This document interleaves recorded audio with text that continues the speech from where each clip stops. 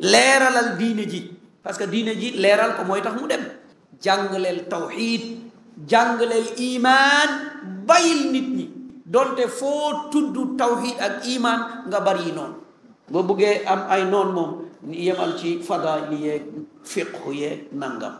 ay diw moo bari xam-xam ay diw de moom ay nangam ak nangam waaye laa ilaha illa allah am nga problème parce que day dajji ludul sharia parce que boo tuddee shirk rek ñëw na de kii takk gàllaaj mushrik la kii woo ku dul yàlla mushrik la kii gëñ tudd ku dul yàlla mushrik la kon boo tuddee shirk dugg nga di ku ne jóg taxaw ne man lay wax parce que bu ci ne rek yonent bi sallallahu alayhi wa sallam wax na ko man xalafa bi gayrillah faqad ashraka wa man taallaqa shay'an faqad ashraka kon loolu moo tax leeral boo koy def daal pareel wóolu yàlla yaakaar